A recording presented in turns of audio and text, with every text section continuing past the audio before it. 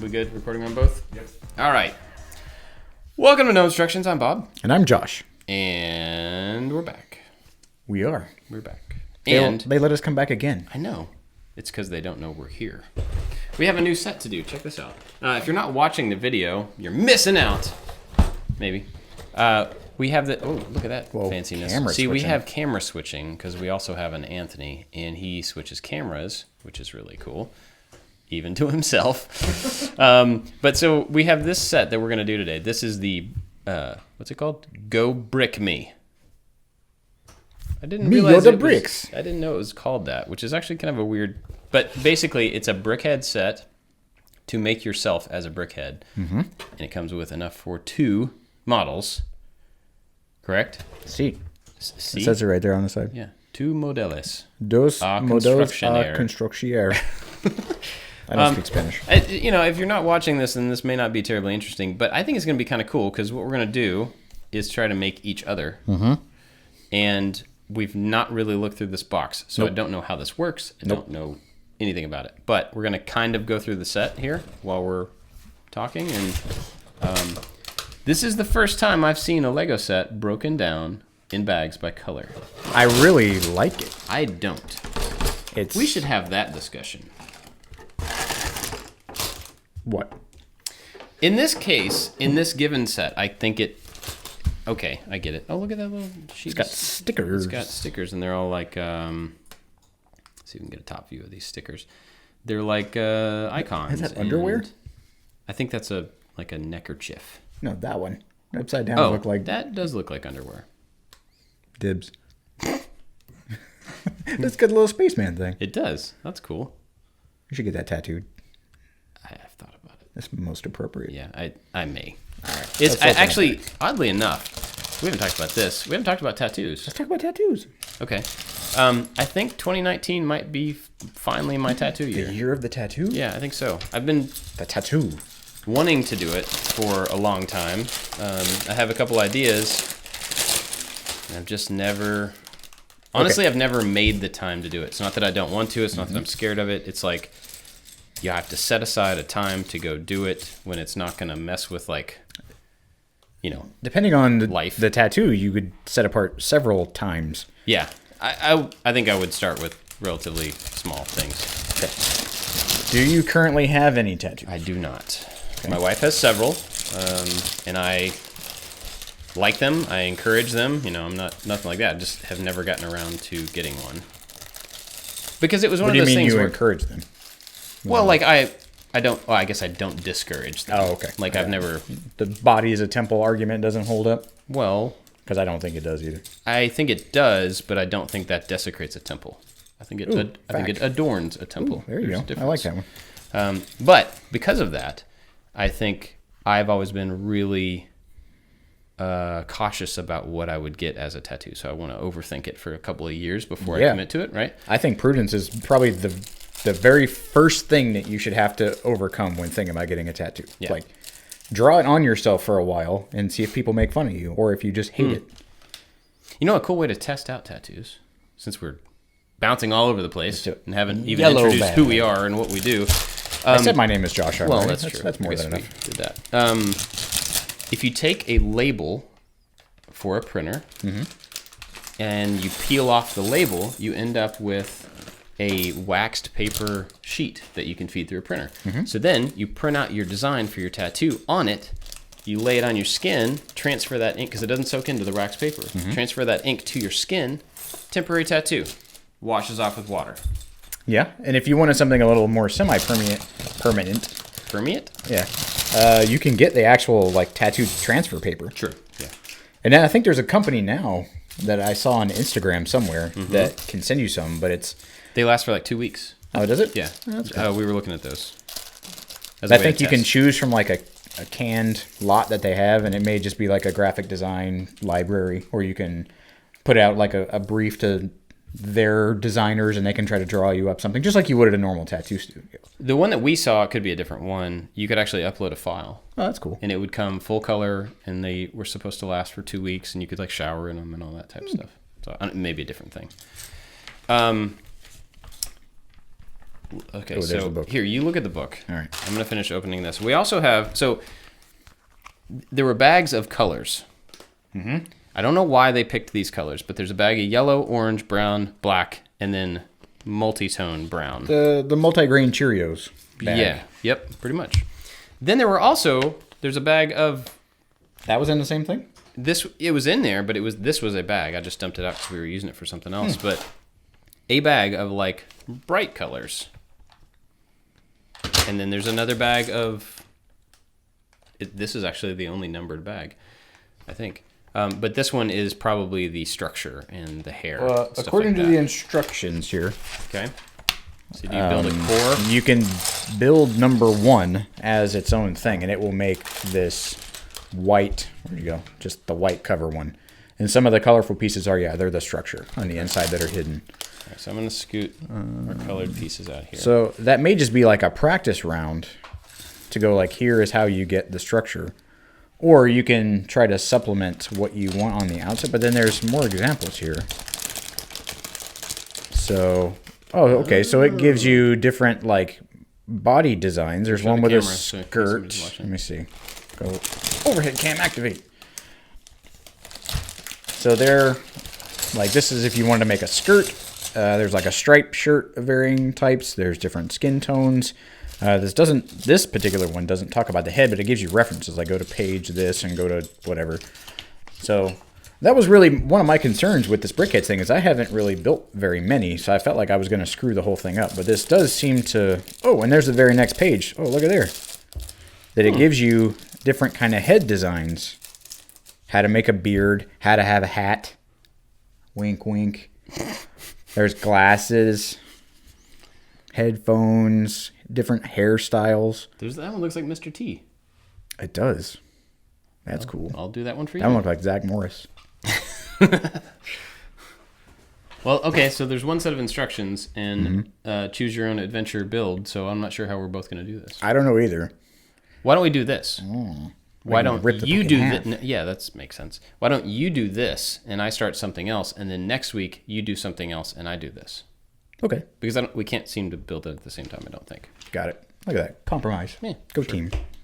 We have plenty of sets. So, but you're going to have to get all of your bricks out of my space.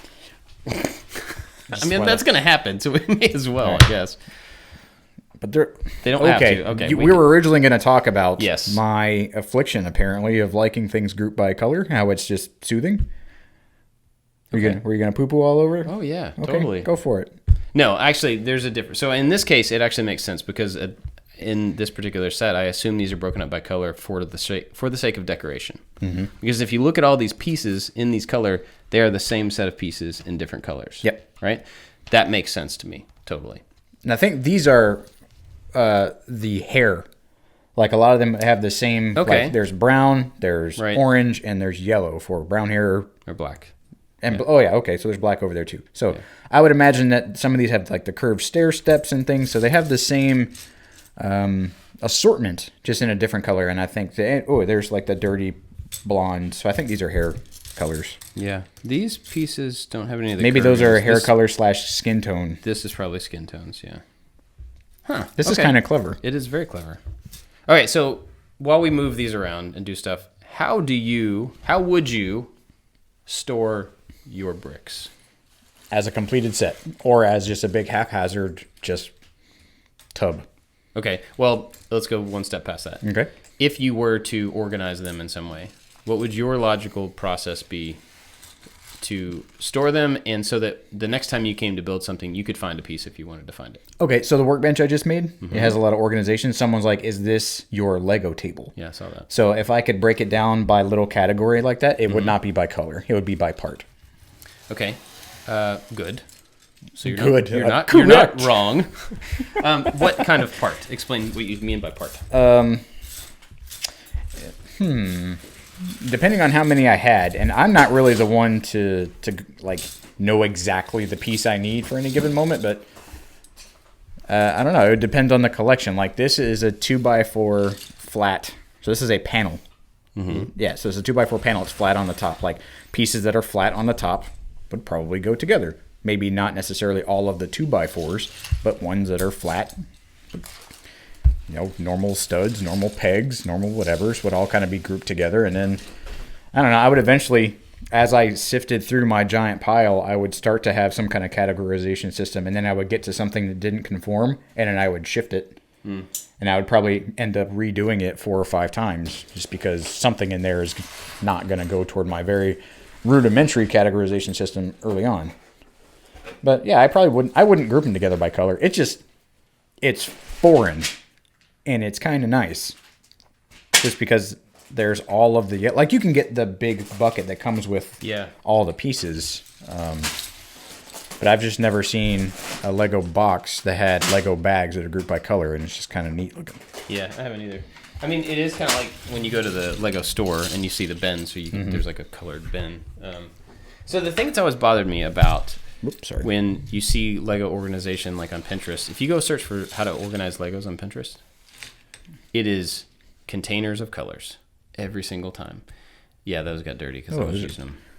Sawdust. Ah, I got it. Yeah. All right, so I'm making you, to be clear, right? Yes. Okay. Yeah.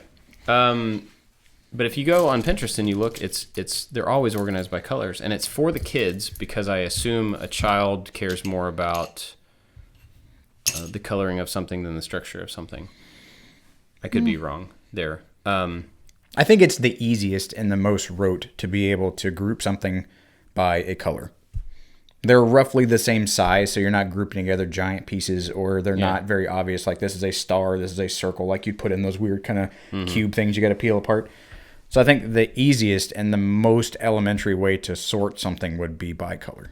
But I think the purpose for that, at least in the case of a kid, and I know this from my kids, is when they make something, like the other day, one of them was building a thing, and he was like, "Can you help me find a gray one of these?" And I said, "Well, why does it have to be gray?" And he was like, "Well, the pieces around it are gray."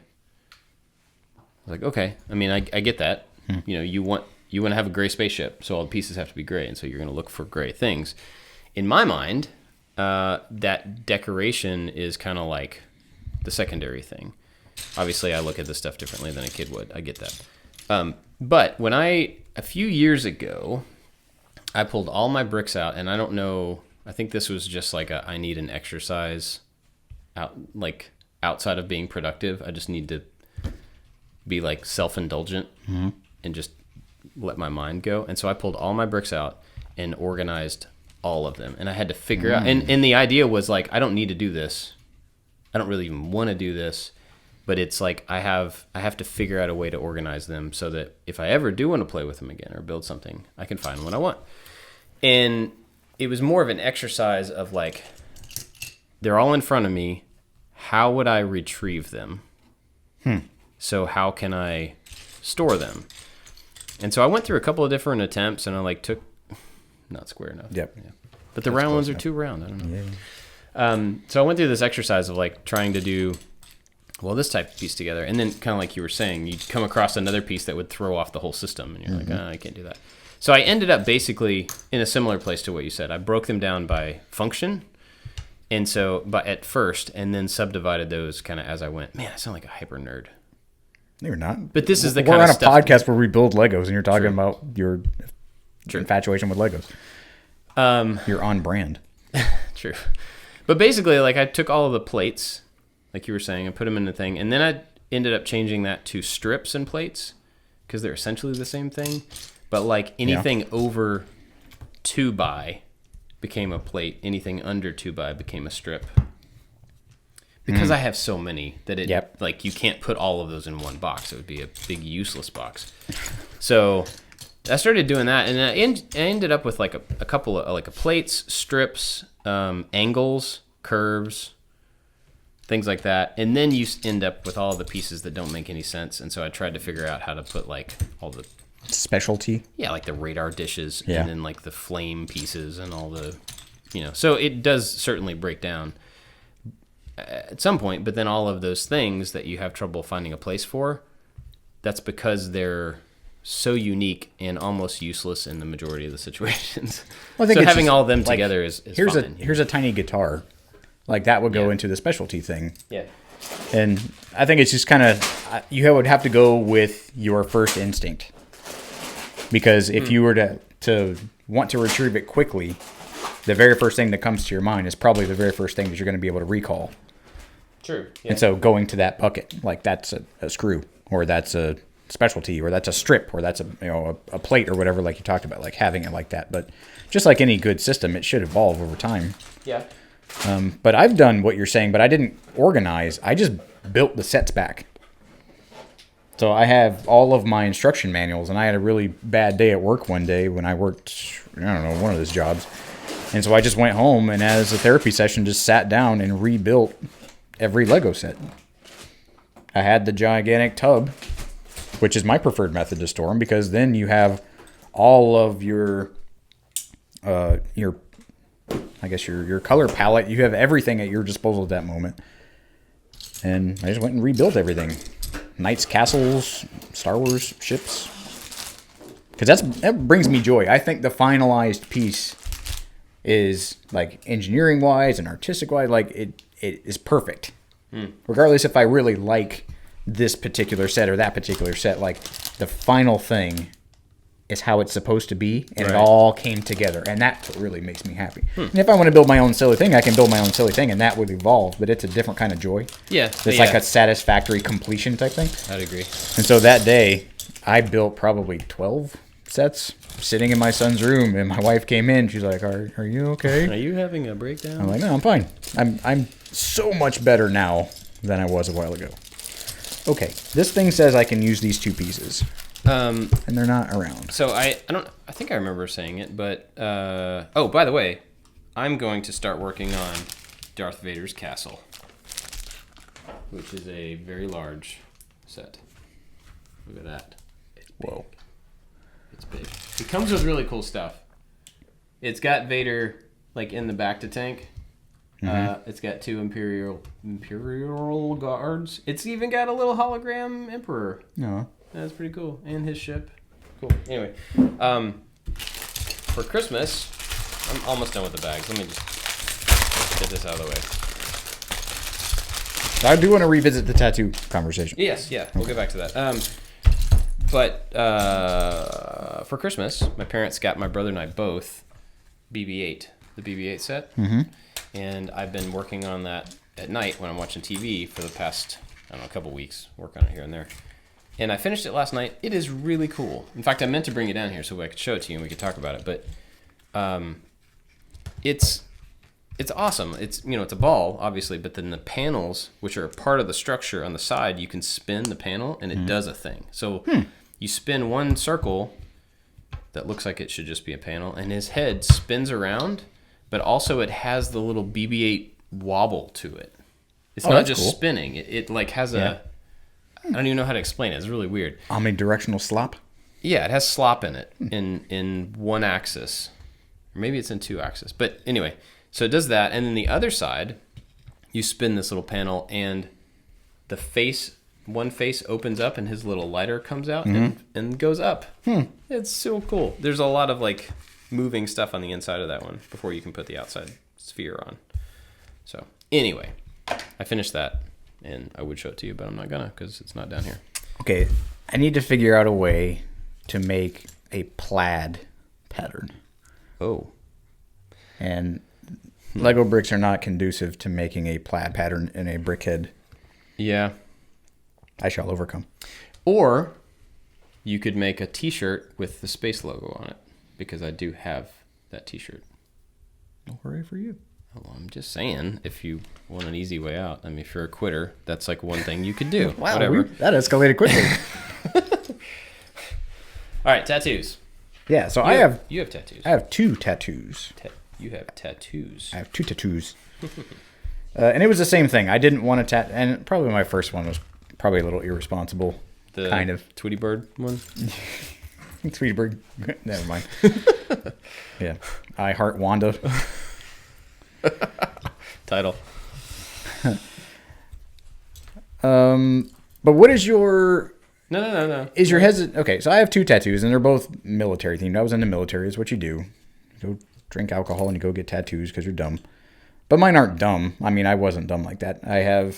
What do I have? I have some wings and a sword on one bicep, and then I have kind of a... Not a half sleeve. It comes down a little further, like it stops at my shirt sleeve, and it's an angel and some helicopters and some stuff. Oh, so when you get a tattoo, the hardest thing to do is explain your tattoo to someone else, because it is such a personal thing. It makes absolutely no sense. It's like you're trying to explain a dream to someone. Yeah, or like or they can be why like you named your kid something. Yeah, they can be attentive, but it's the delivery of what you're doing is not as impactful. Yeah. Like this one, the wings and thing was because I was a helicopter crewman and I just earned my wings and I was really proud of it. And this other one is because a bunch of friends of mine died. Like, there you go. Yeah. Explaining what it was and what it feels. That's something super personal. And you can try to convey to the artist, because getting a tattoo it's really weird that you are putting something that is going to be on you theoretically forever in the hands of someone that you really don't know. Right. Yeah. You can research tattoo artists and you can befriend them, or you can have an artist friend of yours like draw up a thing. But it's, unless you have that ability, you're surrendering a part of this like really deep-seated part of you to someone else. Yes. Permanent thing. Yeah, man. And so you better hope they get it right. Because I had a friend of mine. No regrets. That got a Black Hawk helicopter tattoo, and he was so proud of it. It was really detailed. It looked really good. But the tail rotor was on the wrong side. And he didn't notice until he showed it to us. And he was like, I can try to get him to fix it. And we're like, dude, no, like, I don't think you can, because it's super detailed. And he went in for a sitting or two, and I guess was just so enthralled, and you start talking, or some people have like a movie playing, because you're in a chair for hours, a couple hours, depending on what you're getting. So do a lot of, I mean, it sounds like you have, but I mean, to anybody listening who's thinking about doing it, like, do your research and fight back against someone. If they're like, oh, this is what I think it should be because I'm an artist, like, that's not what I want. That looks stupid. Because you're going to give them $300 or $400 or whatever, and then walk out and probably never see them again, and then you have to look at it every day of your life. Yeah. So if I get any, it will be me giving them the image and say, it's this. Yep. I will never. There's nothing that I would have someone tattoo on me that I wouldn't have fully planned out in its final form. Because that's just sounds like you. It's just me. Yeah, I wouldn't be like, I'd love to have a horse. You know, like, whatever you think a horse should look like. Ever. Never, ever, ever would I do that. Well, I think your experience in art school kind of lends to that idea that you are able to convey the thought and the emotion into a piece of art.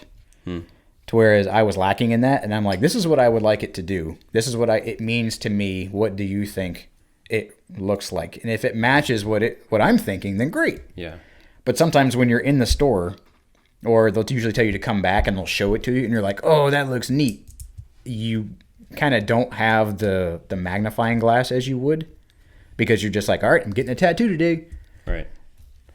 But be, scrutinizing as best you can, because again, it's their artwork, but it's your body. Yeah. Yeah. I don't know when I'll do it. Okay. Do you think it's going to hurt? Like, what is a lot of people talk about it hurting, or that's their affinity to getting tattoos, either because it's permanent or because they think it's going to hurt. I think it will hurt from, like, I mean, I understand what's happening, and I've seen enough people getting tattooed up close that I get it, and I kind of imagine what it'll feel like. I don't think it's going to hurt to where I would be worried about it. Where are you going to get it? Because that will determine your level of pain. Where? Oh, yeah. So I watched, when I was in Huntsville not too long ago, I watched someone get a tattoo on their inner wrist, which I know is like one of the most sensitive spots, because it's like there's very little meat there. Mm-hmm. And she was a tattoo artist, so and she was covered. But as part of a kind of a display, like they were doing a demo or whatever, and so she was getting something that she had wanted on the inside of her wrist, and I could see her wincing, and she's obviously had a lot of experience. So I know something like that hurts, but she wasn't like screaming and crying, or she was carrying on conversation, Mm-hmm. But I guess it all depends on where you're getting it, and how long you're going to be sitting there and stuff like that. Other than like the real sensitive areas, you think if it's something that you want to cover up in public, then it's probably going to hurt a little bit more. If it's something that doesn't see the sun routinely, it's going to hurt a little bit more. But if you get like your leg or your arm or something that has like a decent muscle or fat content, like it feels like you got a sunburn, and someone is like scraping you with your fingernail on a sunburn. Somebody else mentioned it that way too. Yeah, if you get bold outlines, that they use just a single needle rather than a shading needle, which has multiple. The shading needle doesn't hurt as bad. Like the single needle, it has that little fingernail down a sunburn kind of feel. But then you're talking, or there's a movie, or there's music, or you take a nap, or whatever.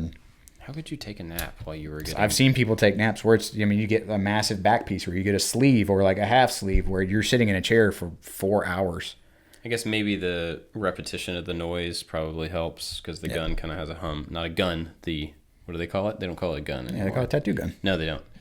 Is that not the preferred vernacular? No, it's not. Actually, when I watched that demo, she made a big deal about it. It's not a gun. It's a device. I can't remember the word. Somebody will tell us. I'm sure we'll get 1,000 emails. But there's another word that they prefer rather than gun. So I had some really young and dumb soldiers that were with me when I was deployed, and they bought a tattoo application device. I'm going to call it a gun because I don't know any better. So they bought a tattoo gun, and they just practiced on each other. And there's people, and I mean, it's... Machine. It's just tattoo machine. Tattoo machine? Yeah. Okay. Sure. It technically is a machine. Yep. But they would give out free tattoos to practice, and they would do like the DC shoe logo or like skateboard logos or really dumb stuff that, I mean, in my mind was dumb. If that meant something to them, then great. Because again, a tattoo is something mega personal. But once you get one, you don't really... It's rarely enough for people. Yeah. I don't think I know anybody that has one. I'm probably unless they're horribly about it, but I was gonna have a pun. Okay. It was gonna be good. Okay. Unless they were scarred by that traumatic event. It's kind of that was great. Some of my best work. I'm proud. My mom thinks I'm funny. But yeah, like I want to get another one. I have a thing drawn up already that I want to get. That again doesn't make sense to anybody else, but it's my body and it doesn't matter. Yeah. And it might be I Heart Wanda. Don't tell me my business. And so, okay, what... Your wife will be very curious who Wanda is. That's all I'm saying. You can do whatever you want to, but... So as a kid or a teenager, when people used to make the argument, like, you're going to have that all over your body, you're going to be an old man with a whole bunch of tattoos, like, how do you respond to that kind of negative advice from people that just have a disdain for either the tattoo culture or people with a bunch of tattoos? Like, what's your response to that? Well, I mean, all right, so for context, growing up around here, there weren't a whole lot of people. I don't think there were any tattoo shops, so I don't think there were a whole lot of people with tattoos. And the people that I did know that had them, because actually there were a couple of guys that I used to skate with that had them in high school. And it was like not a big deal. It just wasn't a thing. But I also wasn't surrounded by a whole lot of them. Then go to art school, college, everybody has crazy colored hair, everybody's getting tattoos and all these crazy piercings, and that's just, the culture was that. So I went from not being against but not exposed to a lot to then being down in this culture of like, everybody has a thing that makes them look unique or whatever. And so through college, it was just like, well, yeah, I know people with all sorts of different looks and coverings, and they change all the time, and they're awesome people. And so it just became like a really big non-issue for me. I mean, it never was an issue, but it didn't become an issue, I guess. So my parents listen to this podcast, so they're probably going to hear this, which is fine, because I say anything in front of anybody the same I would whether they're in front of me or not. My parents were not big into tattoos. They never spoke out against someone who had one, but they never wanted us to have any. I think it's a pretty popular opinion for parents. Yeah, I mean, most people think that way. But what's funny was I started dating Jenny. She has a tattoo that you can see when we go swimming and stuff. Like when she's in a bathing suit, you can see it. And it was never an issue, never a problem, I mean. But I still had this thing about me, even though I wanted to get one, that was like, I'm probably going to disappoint mom and dad. No. You know what I mean? And so then after we were married for several years, I think, one time at dinner, we were sitting there and I was talking to my parents and I was like, I want to ask you guys something. I'm thinking about getting a tattoo. And I don't know when. I don't know what. I don't know if I ever actually will. But I'm considering it, and I'm curious how that's going to affect you. Like, how old were you? I was married. Okay. Yeah. And I remember saying something to the effect of, like, I'm an adult. I'm going to do whatever I want. I'm not asking permission. I'm just curious. How are you going to feel about that? Mm-hmm. And they were like, do whatever you want to. The end.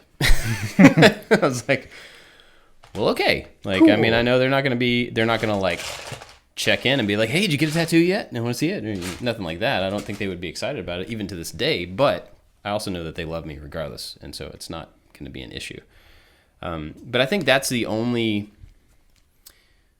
as close as I've ever come to being worried about the longevity of having a tattoo was how my parents were going to look at me, because I knew it was something they had not wanted for me in the past, and I was, as an adult, going against that.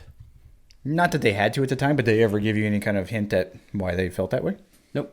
Okay. And it was never even a spoken thing. I mean, honestly, I don't think it was like I never heard anything negative about tattoos. It was just, I don't know. Maybe it was never even a thing in the first place, and I just assumed it was. I have no idea.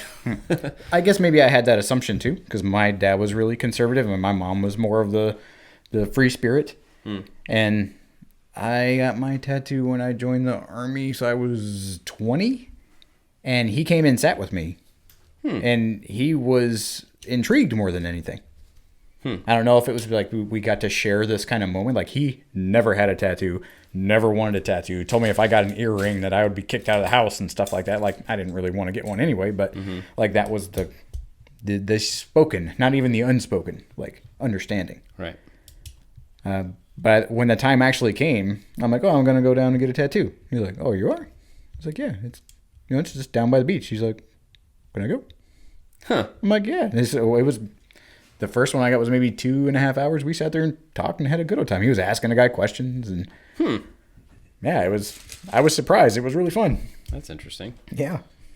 So Jenny got hers when she was 18, and it was like she just showed up at home with a tattoo. And her parents freaked out. I wasn't there, but so I'm told it was a pretty big deal. And then everyone she's gotten since then, she's an adult. She just like shows up down there to visit. And she's like, oh, look at this thing I got. And they always just like roll their eyes and like don't even say anything about it now. It's just a thing. But I mean, her brothers and sisters and stuff all have them as well. I was going to say something in regard to that. Oh, yeah. So I did get my ears pierced when I was in college. Oh, really? Yeah. Both of them. Oh, yeah. Look at there. You can kind of see them if you look for them. So and that was something that I knew that they didn't want me to do. And I don't remember having a conversation or anything, but I knew that was not something that they were down with. Mm-hmm.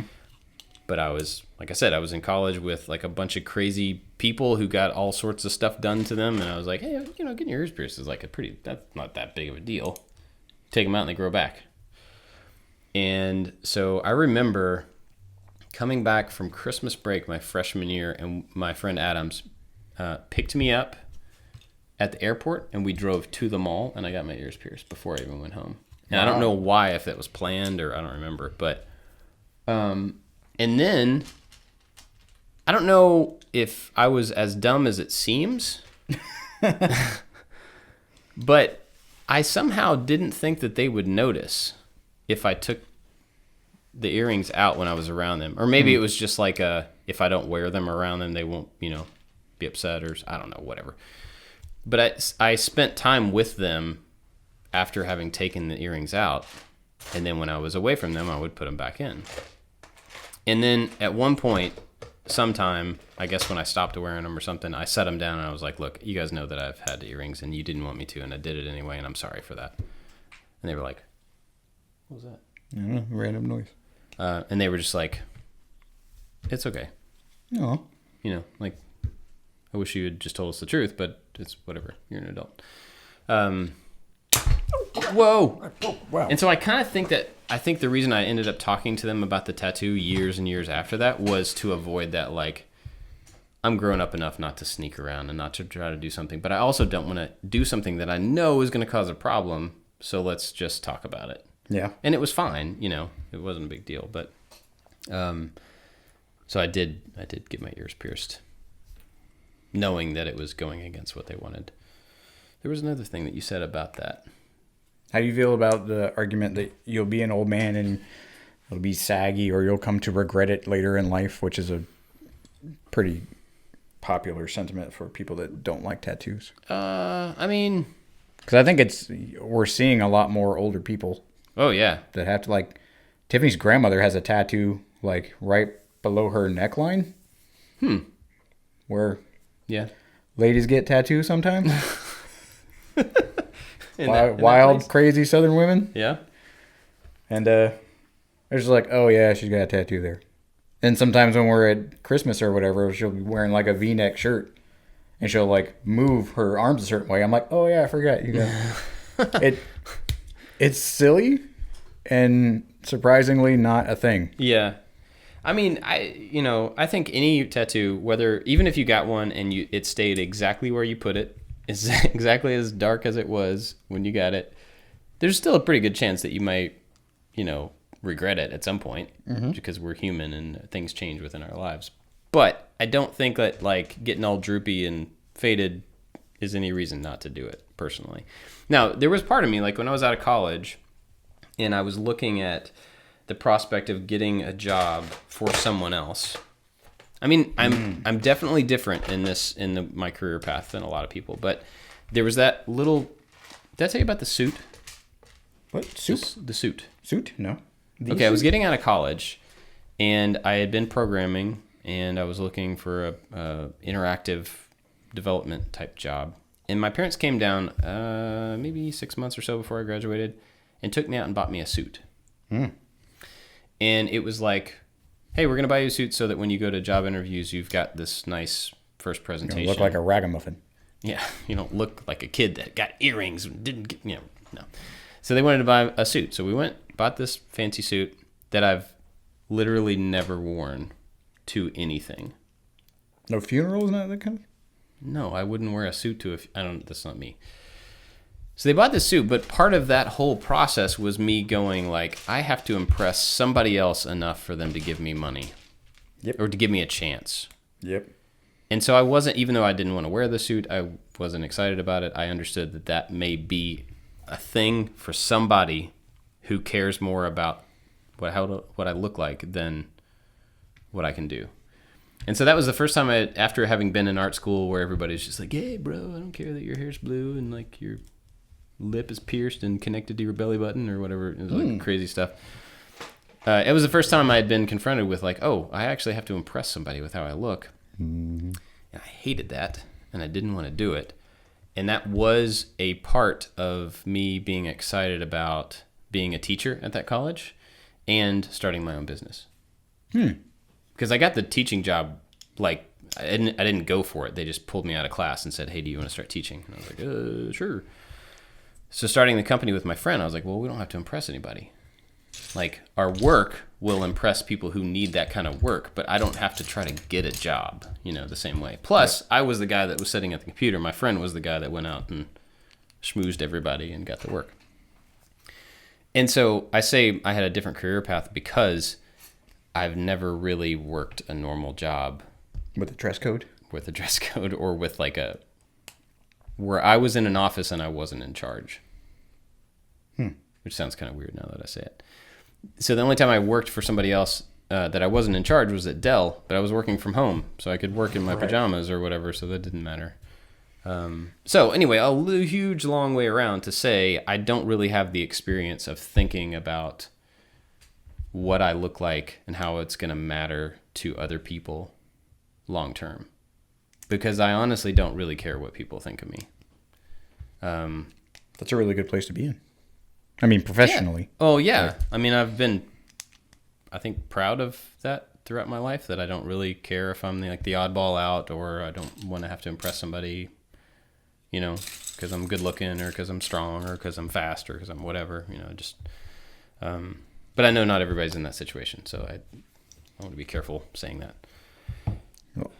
All of my jobs I've had. That to say, I've never thought about that. I could have just said that. Yeah, every job I've ever had, I've had a dress code. And other than the military where it's like a thing, Like when you walk in the door, like you have to wear this thing. So you can not get shot by the bad guy. They give you the dress. Yeah, you get a bag, and here's all your stuff, and this is what you have to look like now. Mm-hmm. And then when I got out of the military, dress code seemed kind of arbitrary and based on, like, they were based on reasons. It was like, you can all look the same. It's like, okay, but why? Why do we all have to look the same? It's not like survival. You're not dressing exactly. It's not utilitarian. Yeah. Like, I had a wetsuit. I had a wetsuit because I worked in a pool. Like, that made sense. That's part of your dress code. But I worked in Alabama, and so when I worked as a survival instructor, we had to teach class in this like a polo shirt. It was made out of this like shiny polyester, an undershirt, and these like tactical 511 khaki pants, which all veteran contractor guys wear, which I thought was just dumb. And it was like you had to wear those. And it's like, I don't need 16 pockets down my legs to teach a class. You might. Like, that was random. I don't know, man. You can hold a lot of snacks in those pockets. All of my pencils and my cool flashlights and my dip can and all my other stuff that comes along with being a veteran. But it seemed super arbitrary, which I didn't like. And then when I started working for Lockheed, like, it was a professional job. Like, I was sought out for that job. And so I had to get a suit. I got a suit for that job. Because I was told, like... For, like, the interview process? Yes. It was like, you need to get a suit. Because this is time to use your master's degree, and this is a thing. Like, this is a career, not just a job kind of deal. It was in my head separated like that. So I was like, all right. So I went to the Men's Warehouse place and got myself a dumb suit. And I think I wore it for that and that alone. It's probably still in my closet if I have it at all. I don't know if it made it from the RV or not, but when we got there, the dress code was like khaki pants and a polo shirt tucked in with your name badges. And there was a Dilbert cartoon that, Dilbert? Oh, yeah. Silly hair, worked in a corporate environment, and they're like everybody's standard uniform kind of thing on that show was a just white button-up shirt with a tie, and his tie would kind of flip up. And then there was one that went, oh, we're not wearing that anymore. It's the new millennium. You have to wear a polo shirt and a lanyard with badges on it. And then everybody started wearing that. And I remember thinking, like, yeah, that's literally how that went and why. Just like, and I worked in an environment where I saw, on a given day, I saw or interacted with maybe 7 or 10 people at the most. Wow. So it's not like, well, this is your professional. You need to keep up an appearance because you're a contractor. You're working for the government. Therefore, you're representing this mega billion-dollar corporation. It was like, I'm really not, though. I'm a hermit, and I give people information. And so I started wearing blue jeans. And I had my polo shirt, and it was tucked in, and I wore just like a pair of Asics like running shoes. And the lady that I worked for did not like it at all until this other guy who was her boss started wearing kind of the same thing. And so I could point to like a superior. I'm like, well, that guy is wearing that. And then she just kind of left me alone. And then it became like, maybe I'll wear a hoodie. And then if I wear a hoodie because it's kind of chilly outside, I can just wear a t-shirt. And so I would always push this really dumb dress code that had no bearing on my performance. It was never in any evaluation that I had. It was arbitrary. And that's what bugged me, I think, the most was like, you're going to pass a rule like for what? I'm not more efficient. I'm not going to get my work done faster because I'm uncomfortable. Or I have to go buy a bunch of just dumb clothes at Kohl's. And I still have a bunch of those random polo shirts for no reason. I don't know why I still have them. But it was really refreshing coming here. I'm like, I just wear clothes. Yeah. It's kind of nice. T-shirts sometimes. I finished bag number 1. How long are we in the show? We have a time? I'll just open bag number 2. It's fine. But, tattoos. Tattoos. So the military had a thing about tattoos. Like, they love them and then they absolutely hate them. Because it's a rich heritage of going to a place and getting a tattoo, and it's just a thing. But then at the same time, you look like a bunch of degenerates. And so there was some like official rules, like you couldn't have a tattoo that could be shown within one of your dress uniforms. And in the Marines, where like you couldn't have a tattoo that was shown in their fancy like blue one. But because of when the wars were kicked off, they kind of allowed that to slack a little bit, so people would have like tattoos on their neck or some that went down their sleeve into maybe their hand. And But it was really big to get tattoos, and you felt like you had something to say, or you had an experience in your life that was worthy to be remembered. Not just like I wanted Gumby or the Ghostbuster symbol on my back. Don't spoil my tattoo, man. Come on. So it was a thing. And then, yeah, it's a gateway drug. Like, you just want more. And there's usually something else. Why do you think that is? I don't know. I think it's the same reason people really like clothes. Like, if they choose to express themselves in that thing. But I think you can be as adorned as you want to, and it can reflect your personal style. And then I think a tattoo one-ups that concept. Like, not only can you be yourself and represent yourself outwardly to people because of what you are proud of, you can take that step further and brand it into your skin for life. And it's just, I mean, pretty people like art, and it's just cool looking. Yeah, true.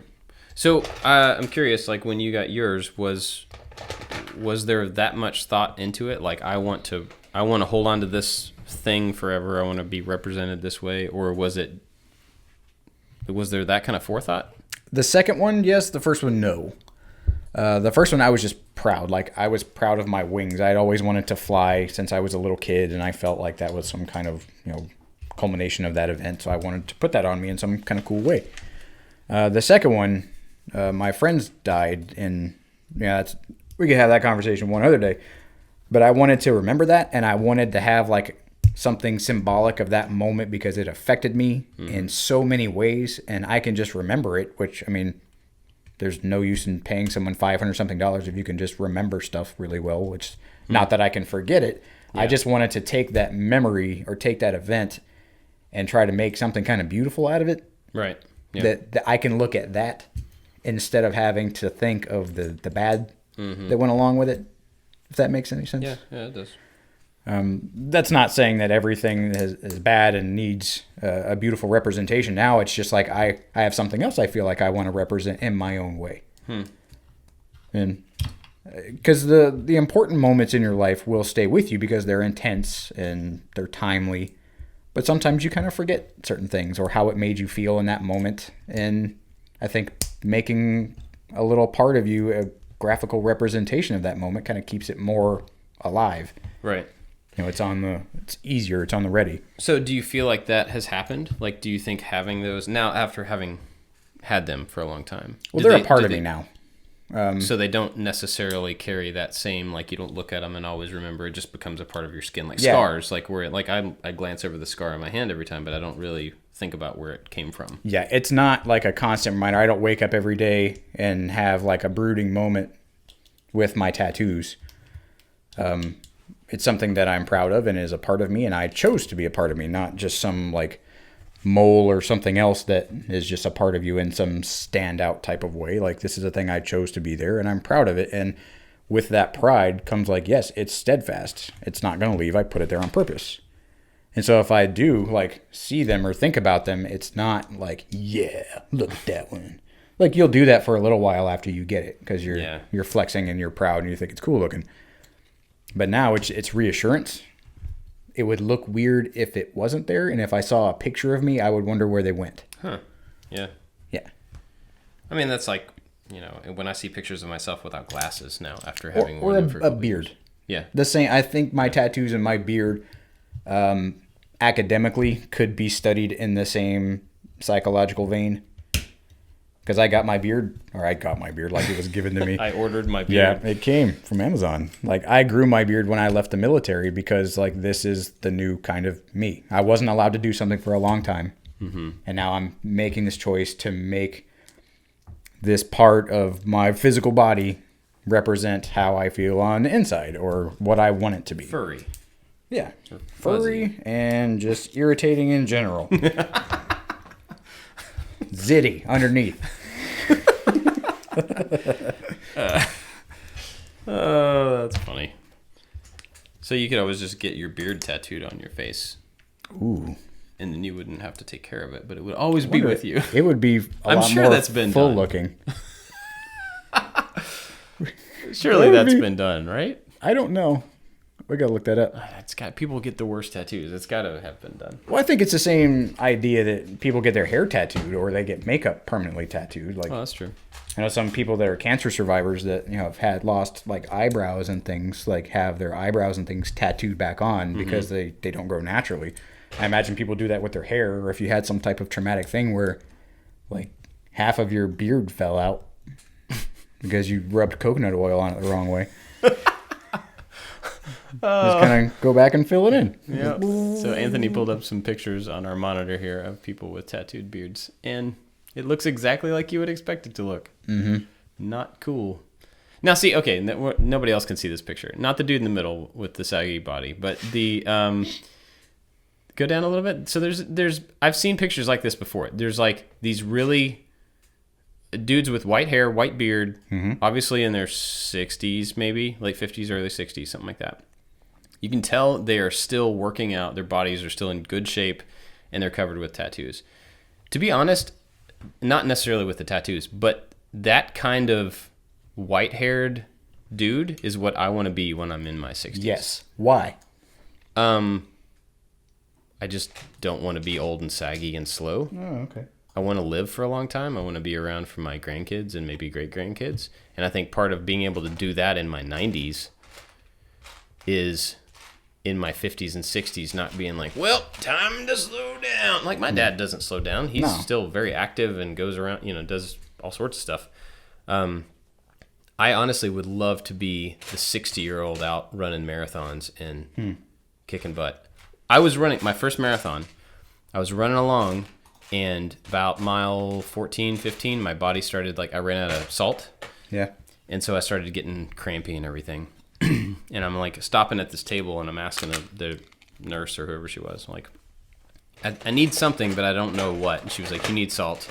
So she handed me some salt packets, and I start the McDonald's salt packets. So I start running again, and just a mouthful of salt. Sounds awful, made the biggest difference in the world. But in the meantime, while I was trying to run and just inhaling salt, this guy who was not in very good shape, was easily 30 years older than me, maybe more, ran by me and goes, "You're not going to let me beat you, are you?" And then took off and laughed and took off. And that stuck with me because I was like, no, I don't want you to beat me. Even when I'm your age, I don't want you to beat me. I gotta stay. I don't like to run, but a big part of why I run is to kind of hedge that decay. Right? It happens to all of us anyway. We're all going to slow down as we get older to some degree. But the more I can kick that down the road, I think the better it's going to be long term. All of that to say, I would love to be the 65-year-old, tattooed, white-haired dude with a beard running past kids. Kids being 20s and 30s and me. Running past them in races and be like, "You're not going to let me beat you, are you?" I think that would be awesome. See, I see that guy as proud and accomplished. That guy has done something in his life, whether or not it agrees with people's path of success. Mm-hmm. That guy has something to say, and he has had enough things in his life that he feels passionate enough about to put them on his skin forever. Yeah. Whether they're dumb or silly, it's a memory to him, and that seems way more worthwhile or worthy of trying to replicate than just being nothing, not having it. Right. Yep. Not having it as a choice is one thing, but not having those things to even want to do that, not having the experience or not having felt loss or pride. That's why I look up to that person. Mm-hmm. It's because that dude has lived and he wants to show it off, and that's cool. He's not ashamed. He's unapologetic about it. Yep, I agree with you. And I think that's a big thing to say to the people around you and to your kids. I think living in a way that is unapologetic about who you are, but at the same breath being kind and generous, and not being I'm just a jerk and I don't care who thinks otherwise. I don't mean that, but living the best way that you can without worrying about how people think about you is a fantastic example for kids. Because I think that people are going to make a snap judgment about you one way or the other. Yeah, that's true. And if their snap judgment is based on just the fact that you are tattoo-ridden, then you don't really want that in your life anyway. Yeah. I mean, is that the person you want to hang out with? Yeah, you can make that judgment all day, arbitrarily. And I mean, ultimately... No ink off my back. Ultimately, we're all going to fade away. And what I do in my lifetime has potential to have impact long term. But I guarantee you, whether I have tattoos or not, will not affect, generations. I can't imagine how it would. I mean, maybe it will. I think it's super cool that Tiff's grandma has a tattoo. It is cool. In the place that she got it. Like, I haven't, fully seen it, but, the whole concept that her very conservative Southern grandmother has a tattoo on her cleavage. Yeah, it means a lot. I don't know what went on in her life where she was like, you know what, this is a great idea. Let's just do this. She's not that kind of person. But apparently something in her life was pretty awesome. Yeah. Where she's like, yep, let's do that right now. I'm going to sit here for 2 hours and not regret a single moment of this. I mean, don't you think mortality has... I mean, you and I are generally in the same place as far as... It's not that black. It's more brown. Maybe. Trying to figure out Bob's hair color in Lego. I mean, you probably get to different... Well, I know you do. But I know eventually we will get to even more points in our life where you're like, man, who cares? Yep. I see the end. The end is getting closer. It may be 30 years away from me, but I can see it. And, getting a tattoo, big deal, Or, impressing so-and-so, or chasing this, or spending my time on that. Who cares? That probably continues to happen the older you get. I know it's happened to me already in my life, where I've had these, moments of reevaluation where I'm just like, what? Man, that doesn't matter. Why do I care about that anymore? Move ahead. And I think going back to the uniform thing or the dress code, without Lockheed and that really arbitrary feeling or any other job, it just kind of becomes a norm and that's what is expected of you. Mm-hmm. But going none of this matters. Honestly, yeah, the way that I am dressed is the lowest on the metaphoric, let's be existential about life. It doesn't matter. Yeah. And so whether I have a tattoo under here that you don't know about, it honest to God doesn't matter. Yeah. Unless it's some gang symbols or some hate speech that's spewed all over somebody, that you're gonna need a little more explaining with those. Yeah. But what I choose to put on my skin is my choice. And if you look at it, then yeah, I'm a walking billboard, granted, but it doesn't matter. Yeah. It is kind of an interesting thing for someone to be offended by other people's tattoos that aren't hate speech and, profane and whatever. Somebody has a tattoo of a flower on them. It is weird that could somehow be offensive to another person. Or repulsive. Because it's just there. Ew. I like coloring books, but I don't like a coloring book on Art goes you. On the wall. I mean, obviously, I think that's falling away.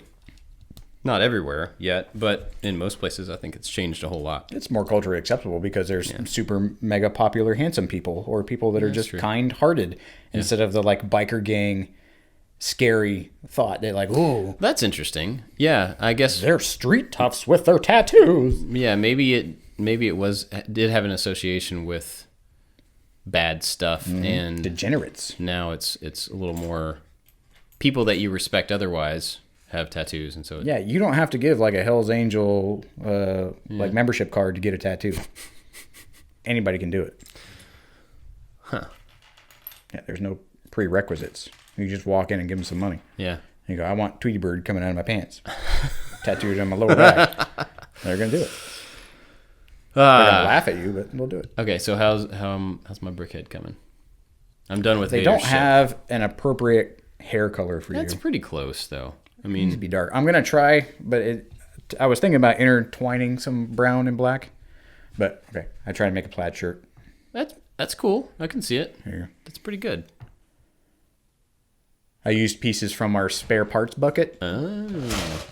After every Lego set, when you complete it, there's always little tiny bits of stuff, and so we've been accumulating those in a bucket that we'll maybe do something with one day. But I needed small parts, so cool. Like you look like a zombie minion, like the corpse of a minion. You're decrepit right now. It's just like eyes. A gray rectangular head. Well, we are over an hour. Man, I can finish this too. That's a shame. You want to? You can. We can go long. I don't think anybody's going to complain. Do you have anything else you want to talk about? Well, just to wrap up the tattoo thing, okay. I think this year, I think I said this last year, but I think this year will be the tattoo. It's the summer of Bob. Yeah, that's right. The Bevolution. You watch Goldberg's, right? I have not. You've talked about it. I haven't watched it. Oh, dude. Man, there's so many things I got going. You never asked me what I'm watching. What are you watching? I'm watching ER. It's gut-wrenching. It's an awesome show. Have you... You're not watching ER? No, I'm not watching shows from 20 years ago. How are you not abreast on your medical knowledge? Although, I did start watching Parks and Rec again on the treadmill the other day. Yeah. Oh, man. Fantastic. It's delightful. And honestly, I'd forgotten how good the theme song was. Mm-hmm. It's a super peppy little, and it's got a cool change in it. And yeah, it's good. It's so good. But I just watched the first 2 episodes this week. It's very good. We better stop before we get copyright. Oh, yeah. Don't do that. Anyway, Bevolution is from Goldberg's. Excellent show. You should watch it whenever you finish ER and Friends and all the other 90s we finished Friends a long time ago. I fall asleep near most of it. Yeah, I think this year I'll finally, hopefully, make time. I should do it when I'm in Europe. Ooh. I should, and we talked about it, like when we were in England last year. Yeah. We intentionally didn't have anything to do. Like we had days where we just like took the train in and we just like walk around. We'd get off on a exit or a station, whatever, and just like, okay, what's here? I don't know. Walk that way. And it was fantastic. But one of the times we were sitting at a cafe and I was like, I wonder if there's any tattoo shops around here. And there's like one on every corner, like right where we were. They were all over the place, but they weren't open yet. So then it was like, well, we wait a couple hours till they open, or we wait till later in the day and then they're booked, and then we just never did it. So the biggest thing for me, I think, is making the time to go get it done, because I just have a hard time making time. Yeah, I know. Cha-ching! The irony. Making that a priority, making stuff like that a priority above other things. I don't typically do. Man, you're close. We gotta right stretch it out. Oh, I got it. It's happening. Boop. Okay. Oh, boop. So if you don't watch the video, if you're just listening, that's totally fine. But we do have multiple cameras happening. Anthony did a really great job setting all this up. Anthony is upping our game here with video. And so we have, if you're not watching, then there's a shot of the two of us so you can see our ugly faces. Then there's also 2 shots of overhead so you can see what we're working on. And we are going to try to continue to kind of up the video portion of this. You know, you can put it on the background or whatever. The side of your head. The side of my head is always a problem. Another thing, since we talked about this offline, but we don't have a way to monetize this. And I know that's not the biggest thing in the world. And, you know, this is supposed to be kind of playtime for us. It's fun because we work hard all the rest of the time. But it does cost money. Yep. We buy these sets. We bought some new video gear to do the thing. So if you want to help out the show, totally cool. If not, totally cool. If you want to, just support the I Like to Make Stuff Patreon. That's probably the best way, I think, for now. Because we can't monetize the channel for the videos because it's too small and, you know, all that type of stuff. But if you just want to listen and not help out in that way, totally fine. Yep. Not a big deal. We know who you are. Yes, both of you. We've gotten some really good feedback lately on the show. We have. And especially last week's show. Yeah. Where we kind of made silly fools of ourselves about celebrities. And it's been a little while since anybody sent us pros and cons. Somebody sent us one. Really? Yep. Graffiti art. Ooh, pro. I am pro as well. Yeah. I love graffiti art. It's great. I do understand the opposition to random graffiti, because I think you are messing up somebody else's property. And if somebody has a building they want to look a certain way and you go in and paint on it, that's not very cool. But the art itself, in the right place with permission, awesome. I think graffiti art and graffiti are two different things. I think if you were just like tagging something just because that's, you just want to do it for you, that's not the same thing in my mind as graffiti art. Like having a purposeful, display to represent the community. Not that it like has to be sanctioned, but like it needs to be about more than you to be art in my book. Not just I could see that. Silly scribbled up name. And I think if you are going to come up with a tag, don't make it a dumb one. Because it's like, I was driving down to Atlanta this past weekend, and there's a lot of billboards with tags on them. And it's just like, squishy pants. Like, why would you pick squishy pants as your tag? Don't you want to sound cool? Or like, Pookie Buns. I don't know. Pookie Buns is kind of funny. Yo, man, that's Pookie Buns. Yo, Pookie Buns. He's got the right color action happening in that tag. Are you done yet? I'm so close. I'm gonna say yes. Okay. Oh, the glasses are too big. How do the glasses go on? I think they go on just like that, or they just hang on there. Huh. There's an example of something with glasses on it. Does it have a stud? It does have a stud. You have to put like a center. Oh boy. How are we gonna do that? You gotta rearrange my face. Rip your face off. I can just take my glasses off and then you don't have to put glasses on it. Ooh, I know. Where is it? It's a 1x2 with a center stud. There you are. But then how do you put the eyes on? They have to go on. Oh, I see. Oh, that's cool. Like that. Here we go. We're going without instructions. Yuck. Yeah, it's funny. We actually have had a few comments, like when we were talking about you building the set with no instructions. Mm-hmm. We had a comment that was like, yeah, I thought that's what the whole show was going to be. Sorry, man. It was surprisingly fun, but harder to maintain a conversation. Yeah. So I think the whole no instructions title, pretty good. I mean, as for the options with glasses, I think, can we do the front view? Your hair needs to be darker. I think it needs a beard. Oh, how do we do that? I don't know. Let's figure that out. Well, maybe next time. You don't have even a face. It's just like eyeballs. Anyway, the whole no instruction thing is not necessarily about not using instructions for sets. It's about there not being instructions for a lot of things. Life, parenting, all that. Driving. No instructions. Just everybody figure it out on their own. Yeah, you'll figure it out. Speaking of, I want to talk about motorcycles one day. Motorcycles? Yep. Okay. Maybe next time we'll do motorcycles. Maybe next time. Yeah. If we remember. Yeah. We probably won't. All right. Come on. Get the beard. It's like... Oh, it's going to be a second for the beard. It's 110. Well, you want to show it next week then? Yeah, I'll show it next week. Okay. If you want to check us out on, you can find us in all the I Like to Make Stuff places. But where can people find you? On Instagram at Josh Makes Stuff, or on Twitter at... Nope, I messed that up. On Instagram at the PI Workshop, and on Twitter at Josh Makes Stuff. Are you gonna line those up at some point or not? I don't know, maybe. Maybe. Yeah. Anthony, where can people find you? Instagram and Twitter at Anthony Lee Rose. Anthony Lee Rose, in case you couldn't hear it from my mic. I guess that's black it. Beard. No, it's got to be a brown beard. It's got to match the hair. Yeah. The little gray piece at the bottom. No. All right. That's it for this week. See you guys next time. Bye-bye. Bye-bye.